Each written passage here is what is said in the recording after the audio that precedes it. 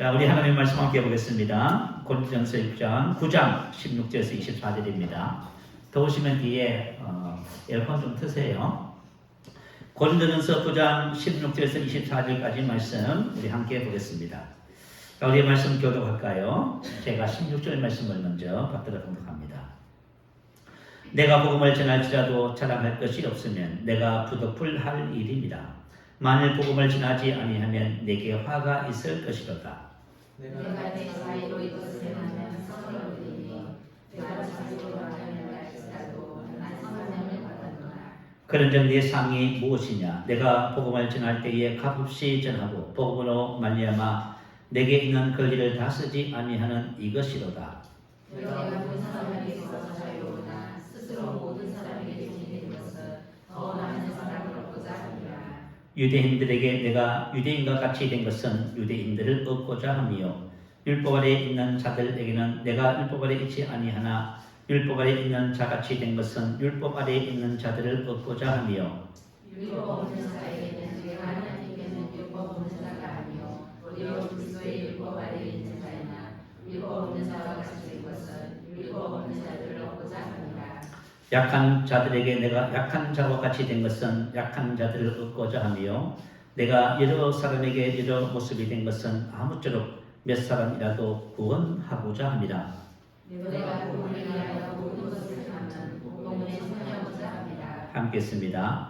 운동장에서 다름질하는 자들이 다 달릴지라도 어제 상을 받는 사람은 한 사람인 줄 너희가 알지 못하느냐? 너희도 상을 받도록 이와 같이 다름질하라. 아멘.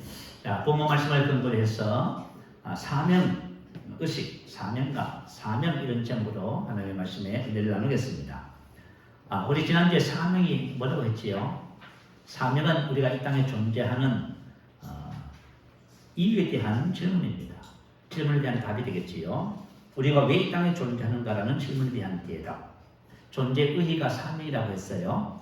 그래서 사명을 아는 사람은 자기가 이 땅에 왜 사는지 존재 이유를 알게 됩니다. 그래서 사명을 모르면 왜 사는지를 몰라요.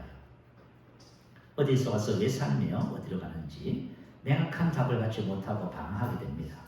그래서 오늘 저와 여러분이 말씀을 통해서 사명 의식을 고치 않는 그런 축복의 시간이 되기를 바랍니다.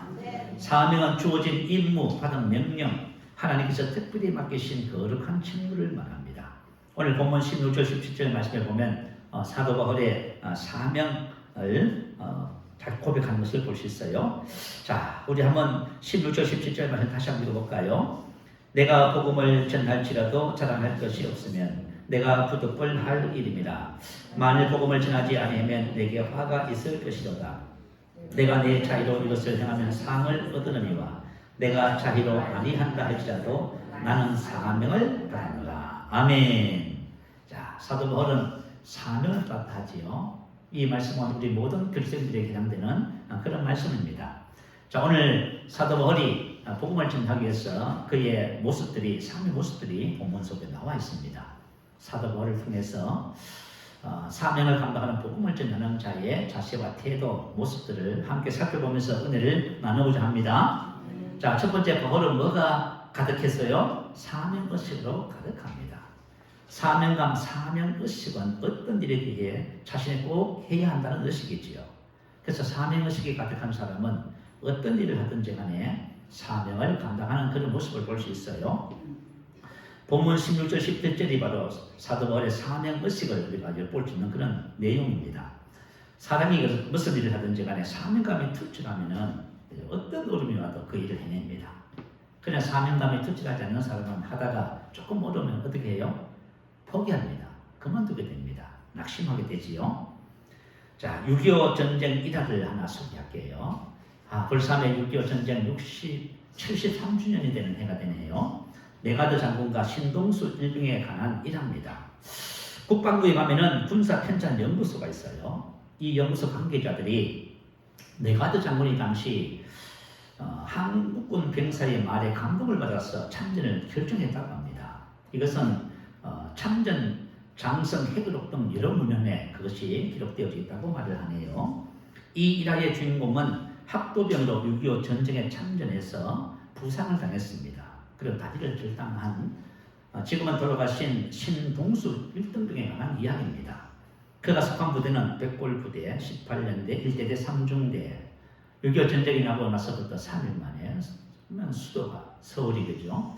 집합했습니다. 그래서 6월 29일 날 이들은 영동포구 양화동의 인공폭포공원 인근에 진지를 편성해 놓고 방어작전을 수행하고 있었다고 합니다. 다른 대대는 전부 다 후퇴했습니다. 그리고 그가 속해 있는 대대의 중대를 또 후퇴가 하고요. 외로운 싸움을 하고 있는 것이지요. 3일을 굶었답니다. 그러는 중에 집차 한 대가 오더니 군인 4사람이 집차에서 내렸습니다. 그분 중에 한 분이 누구냐 하면 메가더 장군이었습니다. 일본 도쿄에서 나왔지요. 왜냐하면 전황을 돌아보던 참여했다고 그렇게 말을 해요. 메가더 장군이 이제 이 신동수 1등병에게 이렇게 질문을 했답니다. 다른 부대는 다 후퇴했는데 자네는 왜 여기를 지키고 있는가? 그랬더니 이 신동수 1병이 이렇게 말을 하더랍니다. 저는 군인입니다. 상관의 명령 없이는 절대 후퇴하지 않는 게 군인입니다. 철수 명령이 있기 전까지 저는 여기서 죽고 여기서 삽니다. 이 본인의 말에 메가더 장군이 감동을 받았답니다. 그래서 그의 어깨를 툭툭 치면서 정말 훌륭한 군인이다. 내가 일본에 건너가면 즉시 지원군을 보내주겠다. 약속을 했다고 합니다. 이 말단 병사의 말 한마디에 감동을 받은 이 메가더 장군은 막사에 들어왔어요. 이렇게 지시했다고 합니다. 우리는 전력을 다해 이 나라를 지켜줘야 한다. 이 말 한마디에 인천 상륙작전이요 속도전으로 바뀌어서 전황을 바꿨다고 합니다. 자, 이 신동수 1등병의 그죠? 군인 정신이라 할까요? 사명감. 군인 정신 사명감이 어떤 일을 해요? 대한민국을 구한 역사적 이정표를 만들었다 그 말이에요. 참 놀라운 일이지요. 저도 참 군대 생활을 한 지가 참 아득하네요. 우리 유민희 형제가 지금 제대했습니다. 우리 한번 축하 박수 할까요? 유민희 형제는 앞으로 군대보다 더 그죠? 사회 속에서 더 빛나는 그런 복된 삶을 살게 될 줄 믿습니다. 아멘. 저도 옛날 군대 생활할 적에 전방에서 철제 건물을 썼습니다. 건물 나갈 때마다 제가 어떤 고백을 했는지 아세요? 전쟁이 나면 내가 적군 10명을 사살하고 나서 나도 죽을 것이다. 이게 뭐예요? 군인 정신. 야, 여러분, 우리가 근무하는 곳에는요 900m의 진지가 있었어요. 직선거리로 얼마나 가까워요. 그래서 동부전선 그 고지에서 그죠? 건물을 서면서 항상 그 마음을 가지고 진지에 투입이 되고 출소하고 그렇게 했었습니다. 이것을 가지고 우리는 사명감, 사명의식이라고 그렇게 말할 수 있겠지요. 자, 오늘 사도 바울이 이렇게 고백합니다. 나는 사명을 받았노라. 왈로 시제 수동태입니다. 사명을 받은 것입니다. 이 말은 나는 청지기직을 부여받았다. 하나님께서 주신 것이지요. 여기서 청지기는 자유인과 상반되는 말입니다. 청지기들은 노예 계급에 속했어요. 노예들의 계급에서 노예들을 관리하고 있는 일이라 좀 그것도 노예였습니다. 자, 노예들은 자신에게 주어진 임무를 완수했다고 해서 주인으로부터 사랑을 받지 않습니다. 오히려 임무를 완수하지 못하면 어떻게 돼요? 엄한 질책을 받았어요. 사도 바울은 본문에서 바로 그걸 말하고 있는 거예요. 자, 다시 한번 읽어볼까요? 내가 복음을 전할지라도 자랑할 것이 없으면 내가 부득불할 일이라. 만일 복음을 전하지 아니하면 내게 화가 있을 것이로다. 내가 내 자유로 이것을 행하면 상을 얻으리와 내가 자유로 아니한다 할지라도 나는 사명을 받았노라. 아멘. 이게 그죠? 나는 청지기직을 부여받았다 이 뜻이에요. 이게 무슨 말인지 이해가 되지요. 이때 이 청지기가 바로 이런 사람이다 그 말이에요. 그 조바지로는 지금 청지기로 사명을 부여받았다 그 말이에요. 자, 사도 바울이 복음 전거 사명에 대해서 이러한 태도를 취한 것은 예수님의 가르침에 근거한 것입니다.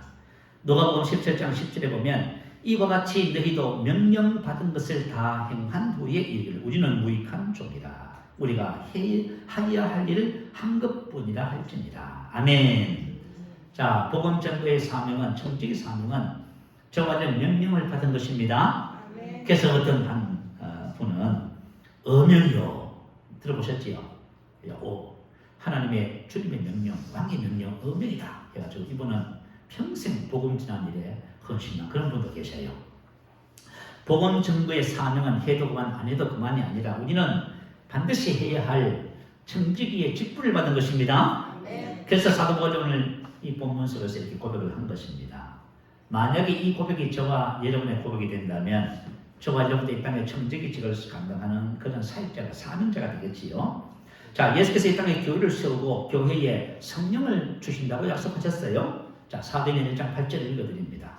오직 성령이 너희에게 임하시면 너희가 권능을 받고 예루살렘과 온 유대와 사마리아와 땅끝까지 이르러 내 증인이 되리라. 내 증인이 되리라. 이 말은 너희가 나의 증인이 될 것이다 그 말입니다. 다시 말하면 하나님이 이 땅에 교회를 세우신 목적이 뭐라고요? 예수의 증인 되기 위해서 세웠다고 말이에요. 무슨 알겠지요? 여러분 이 교회가 존재하는 목적이 있어요. 예수의 증인. 근데 이 목적을 잃어버리면 교회가 이 땅에서 사라지게 됩니다. 이 사명을 주셨어요. 하나님께서 이스라엘 백성을 구원하시고 택하시고 구원하셨지요. 그리고 강한 땅을 얻게 하신 다음에 이사야를 통해서 뭐라고 말씀하세요? 이렇게 말씀하세요. 이사야 43장 10절에 보면 나 여호와가 말하노라 너희는 나의 증인 나의 종도 택함을 입었나니 이는 너희가 나를 알고 믿으면 내가 그인 줄 깨닫게 하려 합니다. 자, 이스라엘의 독특한 택하심 부르심의 소망은 부르심의 사명은 바로 여호와의 증인입니다. 이단 여호와의 증인 말고요. 이스라엘의 사명이 여호와의 증인이에요. 우리는 누구의 증인요?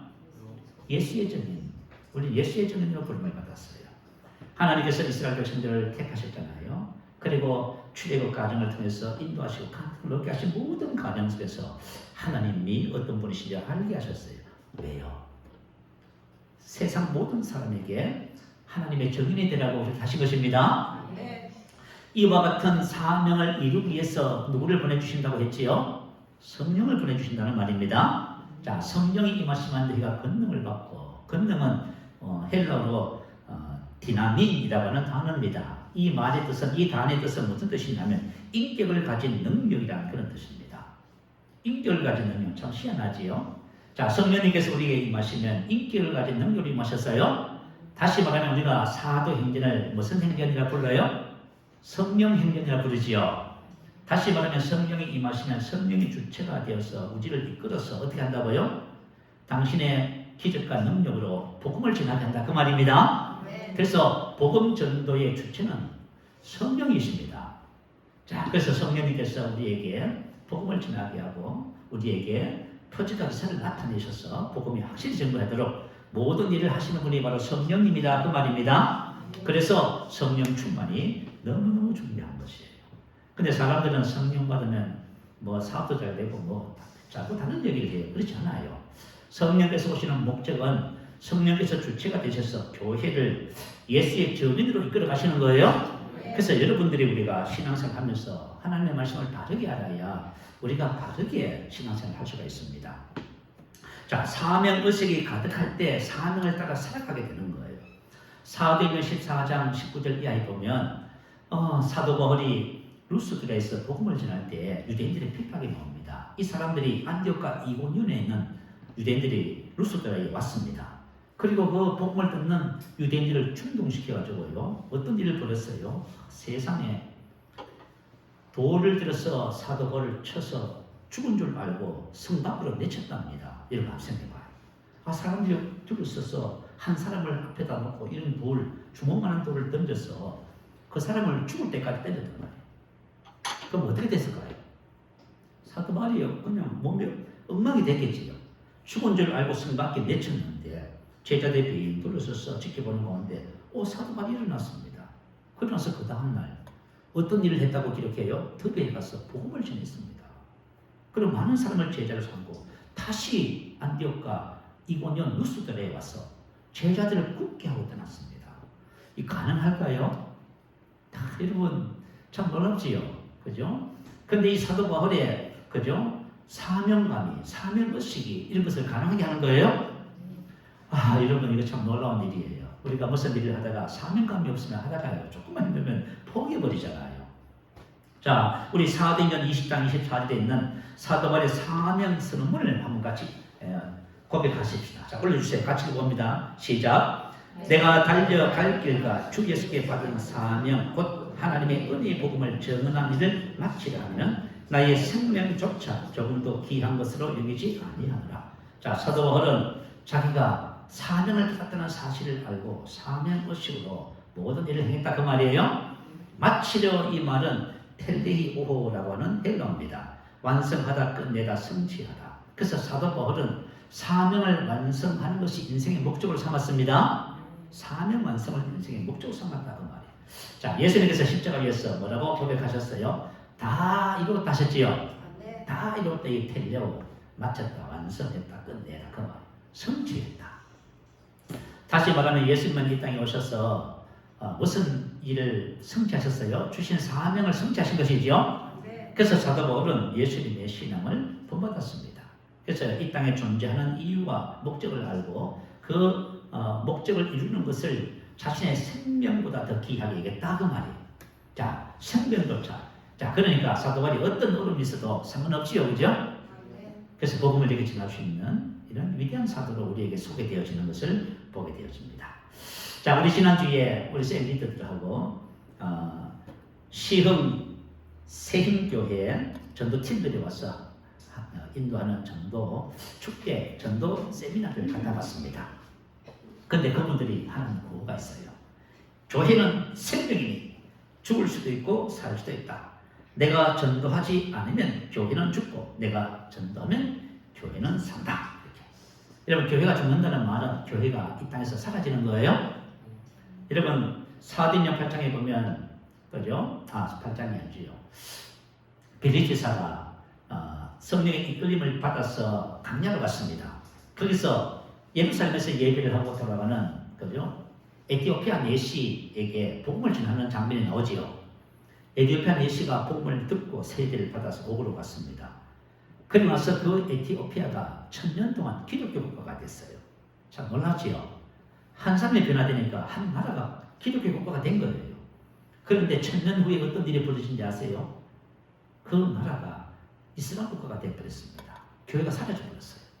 역사 속에서. 지금 대한민국이 만약에 우리가 복음에 무관심하잖아요. 우리 세대 다음 세대를 기약을 못해요.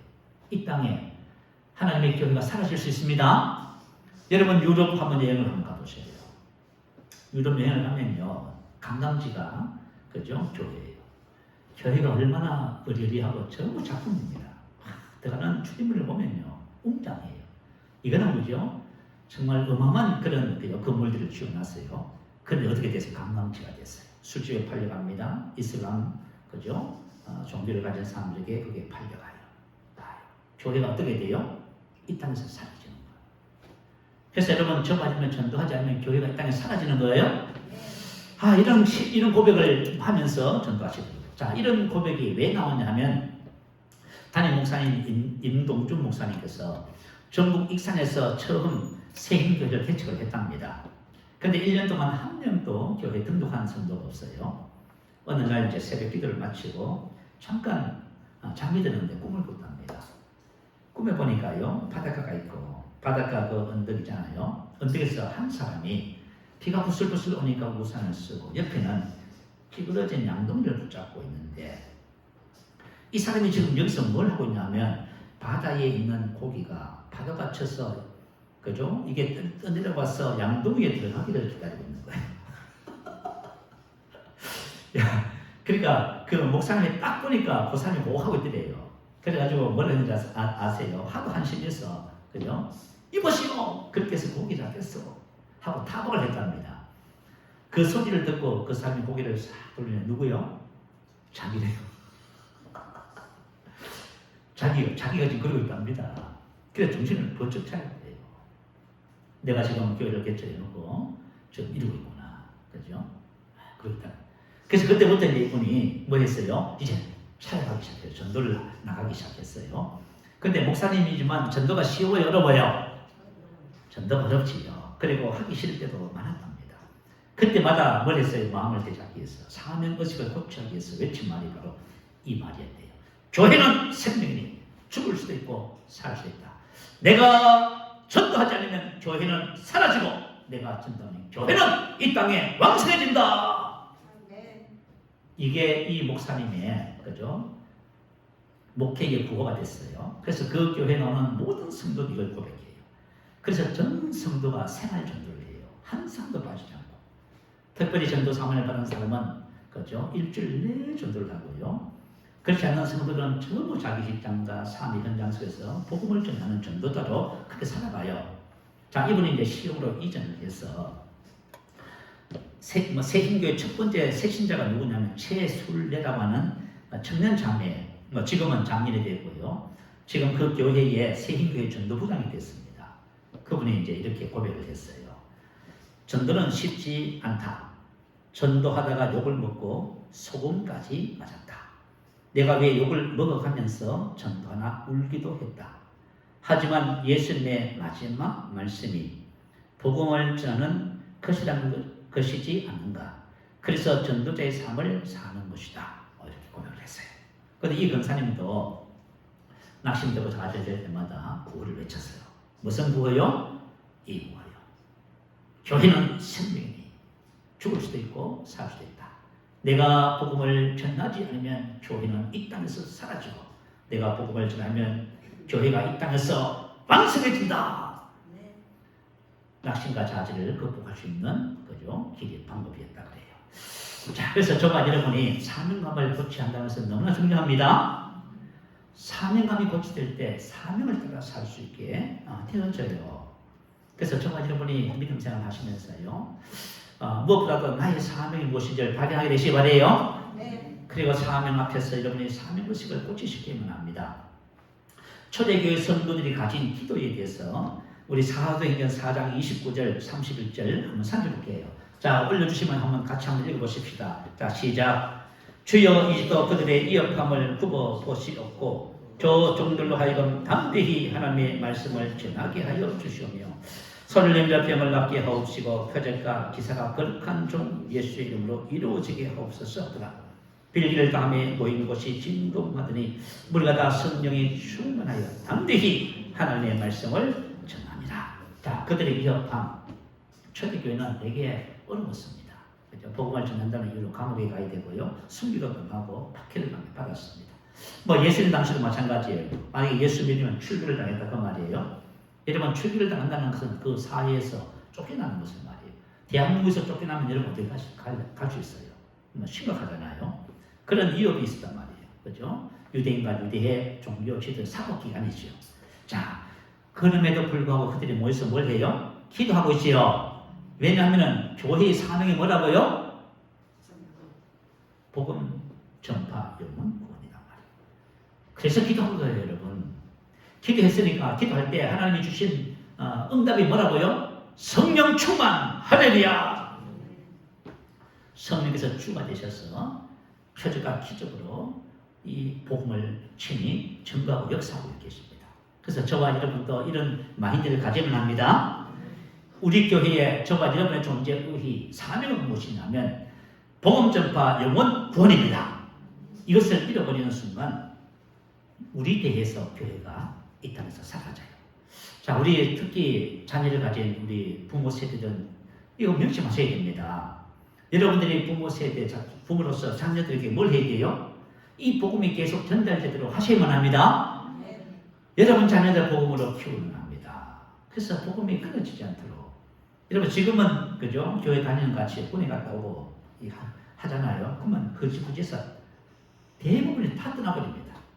그게 심각한 문제예요. 자, 오늘 본문 말씀을 통해서 우리가 이제 사도 바울이 보여준 전도 원리를 살펴보겠습니다.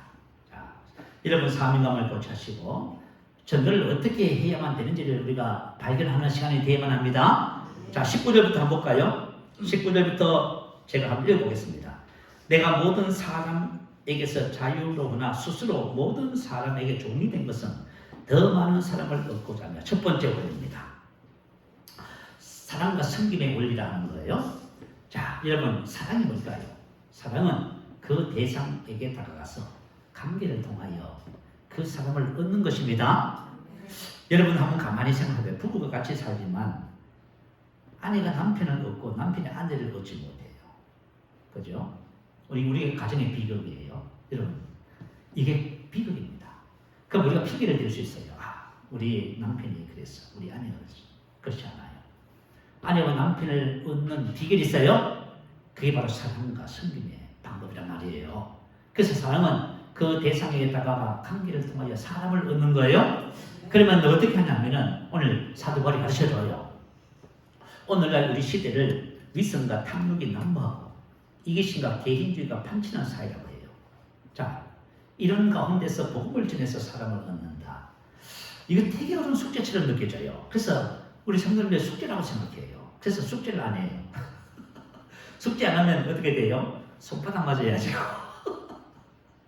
자, 이러면 숙제가 아닙니다. 사도 바울이 가르쳐주는 원리를 따라서 우리가 이 원리를 따라서 인생을 한번 살아보십시다.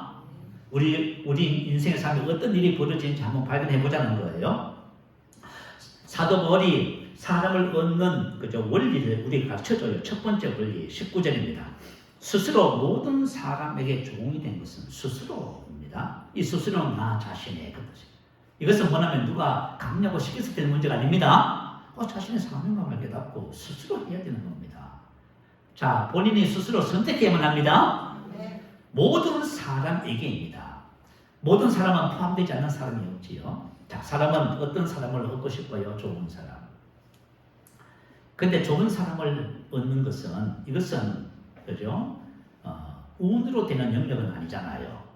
여러분, 좋은 사람을 얻는 비결이 뭘까요? 그 원리가 있어요. 내가 좋은 사람을 얻고 싶으면 내가 무슨 사람이 되면 돼요? 그래요. 내가 좋은 사람이 되면 좋은 사람을 얻어요. 그렇죠? 왜냐하면 좋은 사람은 좋은 사람을 알아봐요. 아시겠죠? 근데 우리가 신앙생활 보면요, 끼리끼리 모인다는 말이 있지요. 원망하시는 분들은 원망하는 사람들끼리 모여요. 불평하는 사람은 불평하는 사람, 믿음 없는 사람은 믿음 없는 사람들끼리만 모여요. 참 희한해요. 자, 그래서 좋은 사람을 얻는 비결은 저와 여러분 좋은 사람이 되면 됩니다. 그러나 하나님의 사랑의 대상은요, 그런 거 아니잖아요. 온 세상이에요. 하나님이 세상을 이처럼 사랑하셨지요.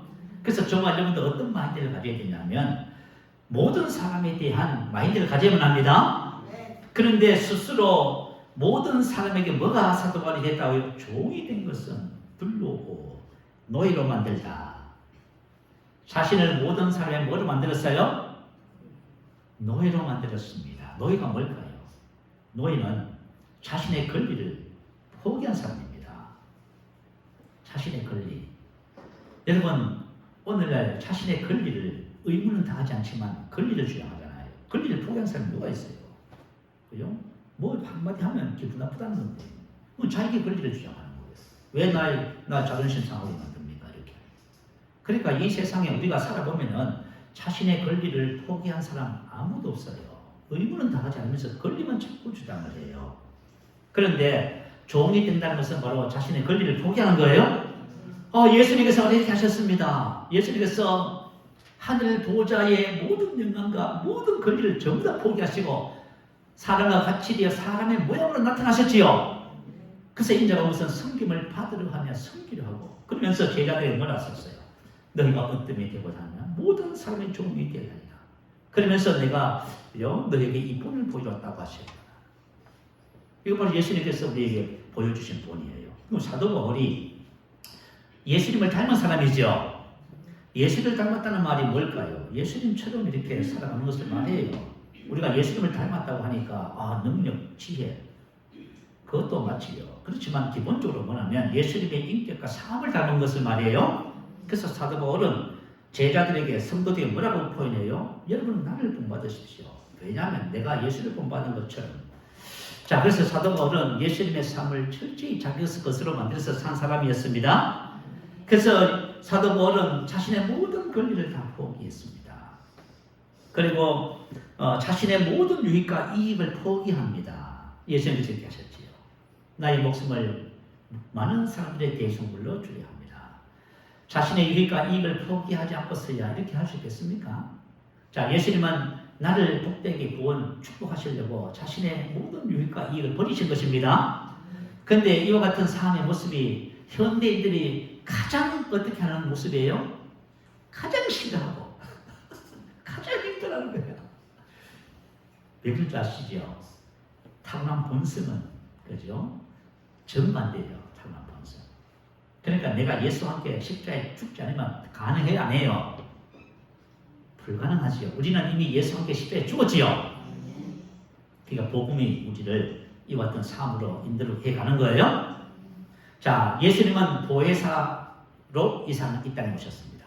그리고 성령님을 보내주셨는데 성령님의 다른 이름이 뭐지요? 다른 보혜사지요. 그리고 하나님께서 부부를 그죠? 만드셔서 하나가 되게 하시고 나서 뭐라 하셔요? 돕는 배필이라 하셨지요. 같은 뜻이에요. 보혜사, 다른 보혜사, 돕는 배필 같은 의미입니다. 이 말은 무슨 뜻이냐면, 자, 돕는 배필이 무슨 뜻인지를 알면 금방 알아요. 돕는 배필은 상대방의 연약함과 실수, 부족함을 봤을 적에 내가 존재하는 이유라고 생각해요. 아, 저 사람의 부족함 때문에 하나님이 나를 붙여주셨다. 이렇게 생각해요. 그러니까 우리가 대한민국의 연약한 부분을 보면은, 그죠? 뭐라고 생각해요? 아, 이것 때문에 내가 대한민국에 태어났구나. 역사적 사명의식을 발견한다. 그 말이에요.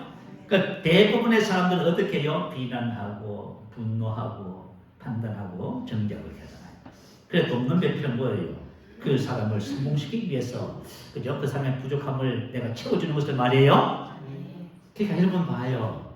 이게 바로 사람을 얻는 비밀이다. 그 말이에요. 그러면 바라는 배필은 어떤 배필을 말할까요? 이 바라는 배필의 특성은 뭐냐면 자기중심적이에요. 그리고 상대방이 자기 필요를 채워줄 것을 요구해요. 그러면 상대방의 만약에 연약함이라든가 실수, 부족함이 드러날 때 어떤 생각을 해요? 아, 내가 그래서 필요하구나. 이게 아니고 내가 불행한 이유가 바로 이것 때문이구나. 이렇게 생각해요. 그러면 화가 나지요. 그래서 상대방을 공격하는 거예요. 그러니까 비난하는 거예요. 그래서 그죠? 우리는 같이 살면서 부부가 서로 마음을 얻지 못해요. 이게 비극 중에 비극인 거예요. 그래서 섬김의 마음, 자, 스스로 모든 삶의 종이 된다는 것은 섬김의 마인드입니다. 섬김의 마인드는 뭐냐면 상대방을 성공시키는 거예요. 야, 우리가 이 복음을 딱 만났더니 코칭을 해주는 목사님께서 뭐라고 하냐면 자기 교회에 청년들이 딱 보면은 제일 첫 번째 가르치는 것은 복음을 가르치고, 너가 만약에 직장에 취직하면은 너 직장의 사장님을 성공시켜라. 이걸 가르쳐요. 그게 바로 축복받는 길인 거예요. 그래가지고 그죠? 한 청년이 훈련을 받고 직장에 취직을 했어요. 뭐 사무실 하나에 뭐 직원들이 많지 않으니까. 그래서 사장님이 이제 첫 출근을 해서 왔으니까 일을 마치고 퇴근하면서 같이 이제 회식도 할 겸 해서 일어나서 그 이제 새로운 청년한테 소감을 한마디 이제 이렇게 어떻게 할 건지 이렇게 말을 하라고 이제 기회를 줬답니다. 그러니까 이 청년이 딱 일어나서 뭐라고 했다 그래요? 저는 우리 사장님을 성공시키려고 이 회사에 취직했습니다. 야, 그렇게 말하는 사람이 있어 없어요? 없어요. 그리스도인만 복음을 가진 사람만 말할 수 있어요? 복음을 가진 사람은 그죠? 남을 성공시키는 것을 기쁨으로 생각하면서 살아갈 수 있어요. 그래서 사도 바울이 지금 뭘 좀 얘기하고 있는 것이에요? 사도 바울이 지금 이걸 얘기하고 있는 거예요? 자, 내가 모든 사람에게 자유로우나 스스로 모든 사람에게 종이 된 것은 더 많은 사람을 얻고자 합니다. 그래야 사람을 얻을 수 있는 거예요? 근데 만약에 그죠? 내 권리를 주장하고 내 유익과 이익을 따라 사는데 사람들은 다 아는 걸 딱 보면 저 사람이 어떤 사람이 딱 아는데 사람을 얻을 수가 없어요. 자, 그래서 저와 여러분이 첫 번째 마인드는 섬김의 마인드입니다. 자, 모 교회에서 전도대회를 1년에 2번씩 합니다. 봄, 가을에. 초청장치를 하잖아요. 우리도 옛날에는 초청장치를 했는데 지금은 우리 사회에서는요, 참 어려운 시대가 됐어요. 자, 그 초청장치를 하면은 다 교회 권사님들, 집사님들이요, 주변에 가게 막 들려서 전부 초청하려고 야단이에요. 그런데 이제 그 교회의 길 건너 바로 맞은편에 과일 가게가 하나 있었어요. 그러니까 늘 성도들이 그 가위를 이용을 해요. 그래서 근사님들이 가위를 사러 가면은 늘 초청하잖아, 그죠? 초청하면은, 그죠? 이분들은 뭐 거절하고 그래요. 근데 하루는 이제 초청 잔치는 시작됐고, 근사님도 이제 사람을 초청을 해야 되는데, 그게 쉽지 않잖아요. 그래서 이제 가게를 들여서 가위를 사는데, 그 주인이 그러더란 겁니다. 근사님, 이제 며칠 날 초청 잔치가 있지요. 예, 저기에 있어요. 근사님 그때 근사님께서 저를 좀 데려가시면 안 될까요? 야, 이걸 가지고 호박이 뭐가 어떻게 됐다 하죠? 저를 데려가시면 안 될까요? 한분 감사하지요. 근데 왜 근사님들 와서 이렇게 많이 좀 하시는데 왜 저를 따라서 오시겠다고 이렇게 하셔요? 하고 물었더니 그 주인이 그러더랍니다. 근사님들 집사님들 가게를 보면요, 가위를 살 적에 어떻게 사가지고 가요? 디저트 끓여가지고 제일 좋은 거, 싱싱한 거, 맛있어 보이는 거 다 가져가지요. 근데 요 근사님은 어떻게 하시냐면은, 그죠? 좋은 거 2개를, 4개를 많이 산다고 하면 2개를, 그죠? 골라요. 그래서 조금 흠이 있고 시든 거 있죠, 그죠? 사람들이 안 사갈 건 많은 거잖아요. 그 2개를 다 와요. 4개를 사가지고 가요. 근데 가게 주인은 손님들의 물건을 고르면서 가져가는 거예요. 안 보는 것 같으면서 다 본답니다. 다 본다는 거예요. 근사님 마음에는 어떤 마인드를 갖고 있어요? 섬김의 마음, 그리스도의 마음을 갖고 있어요. 섬김의 마음을 갖고 있잖아요. 여러분들이 이제 어느 곳에 가든지 과일을 사도, 야채를 사든지, 뒤적거리면서 좋은 거 사려고 하지 마세요. 장사하는 사람의 입장은요, 야채를 팔면요, 하루만 지나면 시들어서 버려야 되는 거예요. 근데 좀 시들어도 그걸 사가지고 하면은 가게 주인이 얼마나 좋을까요? 그죠? 그러니까 우리는 그런 거 절대로 생각 안 해요. 뭐요? 우리 사람 속에는 기본적으로 뭐가 충만해요? 이기심이 충만해요. 그러니까 우리가 제2의 본성을 그죠? 버리지 않는 사람은 그리스도인이 될 수 없어요. 자, 우리 옛사람은 예수와 함께 죽은 거예요. 그래가지고 그분이 그죠? 그 가게 사장님하고 부인하고 있어. 2사람 전도했답니다. 우리 초청 잔치 한번 해볼까요? 전대 오실 분들 우리 교회 얼마나 되는지 되게 궁금하기도 하고. 자, 어쨌든 저와 여러분이 사도바울이 첫 번째 보여주신 그 삶의 모습입니다. 이게 사람을 얻을 수가 있어요. 2번째 원리가 있어요. 20절에서 22절. 자, 한번 읽어볼게요. 유대인들에게 내가 유대인과 같이 된 것은 유대인들을 얻고자 하며 율법 아래 있는 자들에게 내가 율법 아래 있지 아니하나 율법 아래 있는 자같이 된 것은 율법 아래 있는 자들을 얻고자 하며 율법 얻는 자이나 내가 하나님께는 율법 얻는 자가 아니요 도리어 그럴 때 율법 아래 있는 자이나 율법 없는 자와 같이 된 것은 율법 없는 자들을 얻고자 합니다. 약한 자들에게 내가 약한 자와 같이 된 것은 내가 약한 자들을 얻고자 하며 내가 여러 사람에게 여러 모습이 된 것은 아무쪼록 몇 사람이라도 구원하고자 함이니 내가 복음을 위하여 모든 것을 행하는 복음에 참여하고자 합니다. 아멘. 사도 바울은 삶의 우선순위가 뭐예요? 복음 전하는 거예요. 그죠? 사람을 딱 만나면 무슨 일을 하든지 간에 저 사람이 구원받는가. 그래서 그것을 위해서 지금 그죠? 자신의 삶을 이렇게 산다라고 말을 해요. 이것은 바로 동질감의 원리라는 거예요. 자, 같이 된 것은 이 말은 뭐뭐와 동일한 방식, 뭐뭐와 같이 뭐뭐처럼 동질감의 원리. 동질감이라는 것은 무슨 뜻일까요? 성질이 서로 비슷해서 익숙하거나 잘 맞는 느낌. 여러분들이 만약 드라마를 보면 잘 보는 드라마는 이런 거예요. 나는 나와 비슷한 처지의 드라마 주인공에게 강한 동질감을 느꼈다. 바로 이것이 바로 상대방의 마음을 여는 비결입니다. 동질감의 반대가 무슨 말이죠? 이질감이라고 하는 말이에요. 자, 우리는 진리를 가지고 있어요. 근데 진리를 가지고 그죠? 나가요. 진리를 가지고 나가면 진리를 받아들여야 할 사랑의 대상은 누구지요? 유대인, 율법 아래 있는 자, 율법 없는 자, 연약한 자, 다른 종교인이라든가 자신의 생각으로 충만한 사람들. 자, 이런 사람들이 사랑의 대상인 겁니다. 근데 나는 좋은 것을 가지고 있어. 생명을 구하는 것을 가지고 있어. 근데 내가 진리를 가지고 가서 말을 해요. 그러면 진리를 가지고 가서 말을 하면 어떻게 돼요? 그 사람하고도 하고 대판 싸우지요. 그죠? 그게 우리가 미련하다 그 말이에요. 아무리 좋은 것을 가지고 있어도 그 사람의 마음을 열지 않으면 좋은 것을 줄 수 없습니다. 아무리 좋은 것을 가지고 그래요. 그래서 뭐냐면 사도 바울이 진리를 딱 감추고 있습니다.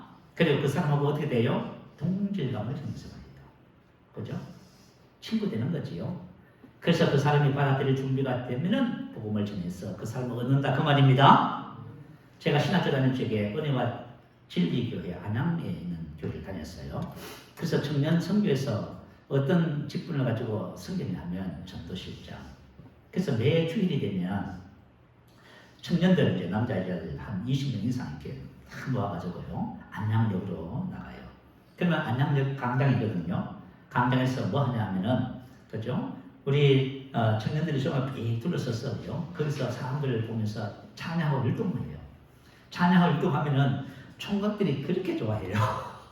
찬양하고 율동하고. 그리고 나서 전부 다 손을 잡고요. 막 뜨겁게 기도합니다. 막 뜨겁게 기도하면 뭐예요? 2명씩 짝을 지어서 이제 전도를 나가요. 전도를 한참 하다 보면은 그죠? 어디서 싸우는 소리거든요. 제가 이제 전도 실장이니까 전도도 하면서 그런 것도 다 관리하는 거예요. 보니까 싸우는데 왜 싸우냐면 자 우리 교회 청년이 복음의 진리를 가지고 그죠? 이제 진리를 이제 제시해요. 진리를 제시한 그 사람은 뭐예요? 저리 다니는 사람이에요. 그래가지고 무슨 일이 벌어졌어요? 반복하고 갈등하고 하는 거예요. 그러면 지금 그 청년을 만나서 지금 그 예수 믿는 청년하고 반복한 그 사람은 진짜 예수 믿기 걸었다 이제. 그 지혜가 없어서 그런 거예요. 그래서 하나님께서 우리에게 사도 바울을 통해서 우리가 가지고 있는 이 아름다운 소식을 상대방에게 전하기 위해서 동질감의 원리를 가르쳐주고 있습니다. 여러분이 이렇게 하셔야 돼요. 여러분들이 만약에 남편을 전하고 싶거든. 여러분 남편이 뭐가 돼야 돼요? 스스로 종이 되세요. 그러니까 야 우리 자매님들 할 수 있으려나? 다 할 수 있습니다. 할렐루야. 여러분이 그러면 여러분 남편을 얻어요. 그죠? 남편 구원할 수 있습니다. 그리고 그죠? 상대방의 필요에 민감해야 돼요. 자, 내가 그리스도인이 됐다는 말은 무슨 뜻이에요? 세상과 모든 인생의 삶에 대한 문제에 대한 답을 가지고 있다는 뜻이에요. 이게 복음의 축복입니다. 자, 여러분들이 복음을 알기 시작하잖아요. 그러면 여러분 마음에 소원이 하나 생겨요. 그게 무슨 소원인 줄 아세요? 여러분이 만약에 복음의 축복을 모르잖아요. 그 소원이 안 생겨. 근데 복음을 알기 시작하면 마음에 소원이 생겨요. 무슨 소원이요? 제자 삼고 싶은 소원. 내가 가지고 있는 이 복음의 자유와 축복을 뭐 하고 싶어요? 나누어주고 싶어요. 나를 변화시키고 나의 삶을 그죠? 완전히 내 운명을 바꾼 이 복음을 전해주고 싶어. 하나님께서 모든 것을 예비해 오시는데 저 사람이 이 복음을 받아들이기만 하면 나처럼 그죠? 연약한 자가 강해질 것이고 무력한 자가 지혜로운 자가 될 것이고 그죠? 어리석은 자가 지혜로운 자가 되고 병든 자가 건강해지고 가난한 자가 부해지던데 자, 저와 여러분이 복음의 축복을 알기 시작하면 그런 소원을 가지게 되는 거예요. 그래서 우리 그리스도인이라는 말은 무슨 뜻이냐면 세상 모든 사람들이 가지고 있는 문제에 대한 답을 가지고 있다 그 말이에요. 자, 요셉이 누명을 썼습니다. 감옥에 갇혀서 바로의 두 간원장이 감옥에 들어왔어요. 섬기게 됐습니다. 그런데 하루는 아침에 보니까 두 간원장 그죠? 얼굴 모습에 근심이 있어요. 그러니까 묻습니다. 어찌하여 오늘 당신들의 얼굴에 근심의 빛이 있나이까? 자, 이제 우리가 이제 그죠? 생활 밀착형 정도예요. 얼굴 딱 보니까 벌써 사람이 알잖아, 그죠? 물었어요. 그랬더니 하는 말이 뭐냐면 두 사람이 똑같이 밤에 꿈을 꿨답니다. 그런데 꿈을 꿨는데 꿈을 해석할 자가 없다. 자, 문제가 해결이 안 되는. 여러분 세상 사람들은 문제가 있으면 해결해야 해요. 못해요. 여러분들이 만약에 문제가 있는데 해결하지 못한다는 것은 여러분이 복음을 받아들이지 않아서 그래요. 복음이 뭐예요? 문제 해결이에요, 여러분. 아시겠죠? 인생의 삶에 대한 모든 문제 해결이 복음 안에 다 있어요. 근데 이 복음을 받아들이지 않고 있으니까 여러분 문제 속에서 살아가는 거야. 그러니까 내가 복음을 알고 복음의 축복을 알기 시작하면은 마음에 소원이 생기는 거예요. 근데 요셉이 딱 뭐라 그래요? 요셉도 자기도 죄쓰고 두 관원장을 섬기는 사람인데도 불구하고 이렇게 말합니다. 자, 그들에게 이르되 해석은 하나님께 있지 아니하나이까? 청하건대 내게 주소서. 자, 요셉은 뭐예요? 그 두 사람의 그 문제 근심에 대한 답을 갖고 있는 거예요. 바로 그거예요, 여러분. 저와 여러분이 이 세상 모든 인생의 삶, 모든 사람들의 문제에 대한 답을 가지고 있는 사람들이에요. 자, 이것을 저와 여러분이 풀어내야만 합니다. 그래야 영원 구원이 되는 거예요. 저와 여러분이 어떤 형편과 처지에서 상관없어요. 자, 저와 여러분이 우리 안에 계신 예수 그리스도가 모든 문제에 대한 답입니다. 예수님을 갖고 계시잖아요. 참 놀라운 축복이지요. 자, 지금 사도 바울이 우리에게 자, 이와 같은 원리들을 가르쳐주고 있습니다. 그리고 마지막 원리는 오직 상을 받는 사람은 너희도 상을 받도록. 이게 두 번째 전도 원리예요. 상을 받도록. 자, 23절부터 제가 읽어드릴게요. 내가 복음을 위하여 모든 것을 행하면 복음에 참여하고자 합니다. 운동장에서 다름질하는 자들이 다 달릴지라도 오직 상을 받는 사람은 한 사람인 줄 너희가 알지 못하느냐. 너희도 상을 받도록 이와 같이 다름질하라. 상을 받도록입니다. 자, 우리 지난주에 스탠리 템 상을 받는 상은 승리의 보상을 말해요. 스탠리 템에 대한 이야기를 나눴어요. 1955년 남미의 원주민교회에서 복음을 전하고 초청할 때 앞으로 예수님을 영접하기 위해서 나온 사람들을 보면서 하나님의 감동을 주셨다고 했어요. 스탠리, 이 세상에서 가장 값진 일이, 귀한 일이 무엇이지? 네, 영혼을 구원하는 것입니다. 스탠리, 100년 후에 가장 최고로 남는 가장 귀한 투자가 무엇이지? 그것은 영원한 것에 대한 투자입니다. 자, 그렇다면 너의 전 사업을 나에게 넘겨주지 않겠니? 하나님 이미 51%를 드렸잖아요. 스탠리, 나는 너를 위해서 십자가 위해서 모든 것을 지불했지 않니? 여러분, 예수님께서 십자가 위해서 저와 여러분을 위해서 모든 것을 지불하셔서요. 여러분이 복음을 알아야 되는데 여러분이 저도 마찬가지로 더 알아야 돼요. 복음을 알아야 돼요. 모든 것을 지불했지 않니? 그런데도 너의 사업을 나에게 전부 넘겨주지 않겠다는 것이니 나를 위해서 그런 것이 아니야. 언젠가는 썩어 없어질 너의 사업을 영원한 보물로 만들어주는 것이야. 할렐루야. 하나님은 저와 여러분이 이 땅에서, 그죠? 여러분들이 많이 이 땅에 지구의 절반을 차지하고 산다고 생각해봐요. 몇 년 더 살 것 같아요? 100년이.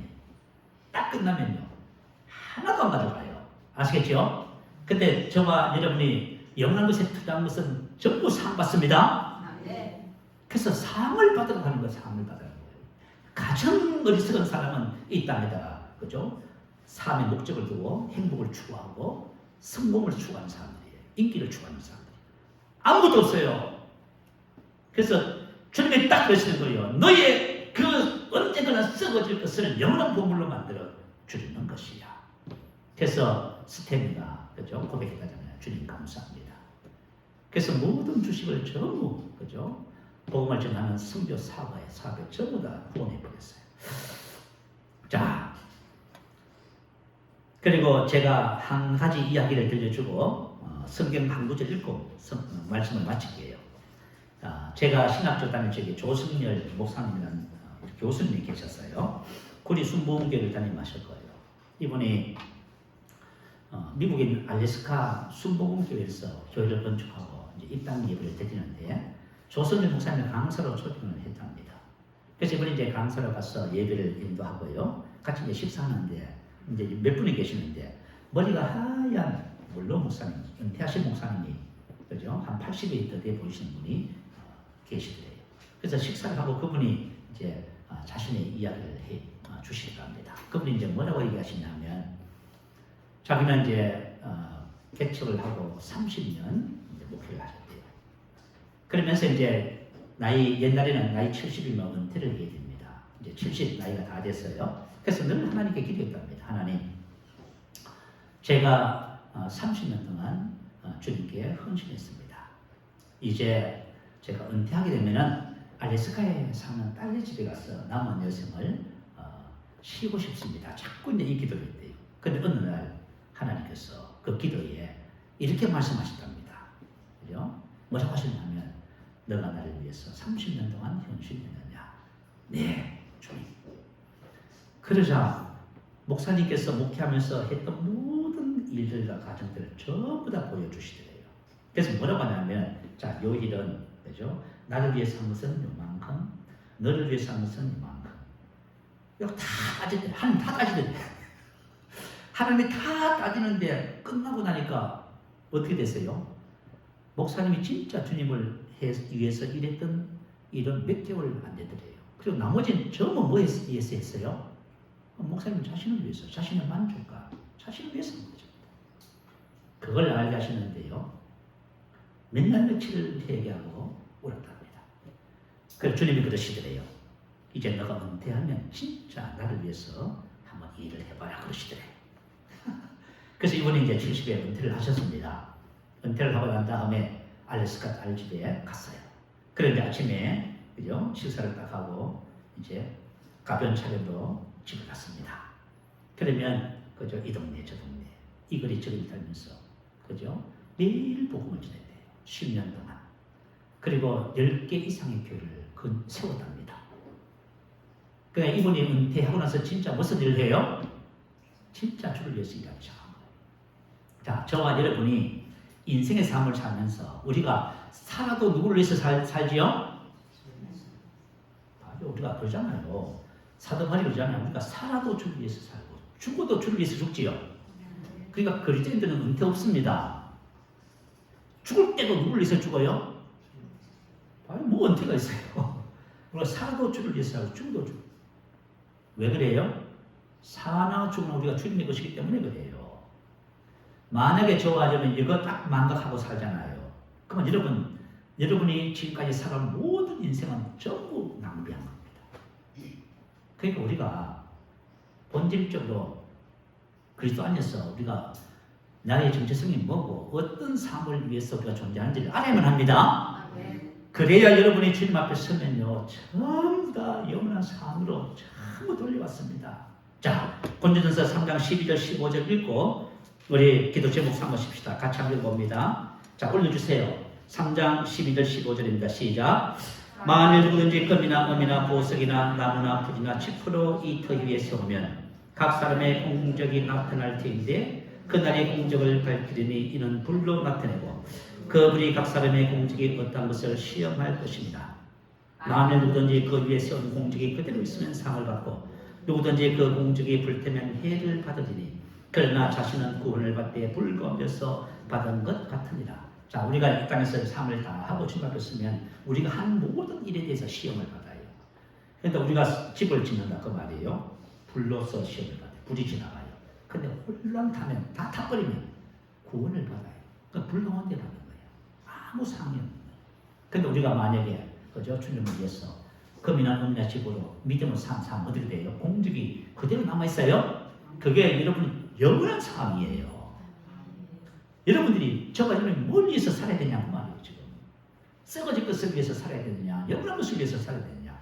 지금 주님께서 우리에게 가르쳐 주는 거예요. 네. 내가 만약에 이것을 알았다면 이제 살아가는 삶의 방향이 성이 달라져요. 근데 이걸 모르고 만약에 살다가 갔는데 구원을 받았는데 싹 타면서 그만 그때 가서 저 원망하지 마세요. 저 원망하지 말아요. 하나님께서 말씀을 통해서 진리를 가르쳐 주시는 거예요. 그래서 저와 진리를 받은 자답게 우리가 인생을 복되게 삽니다. 말씀을 생각하며 할렐루야 한번 켜보시기 바랍니다. 할렐루야.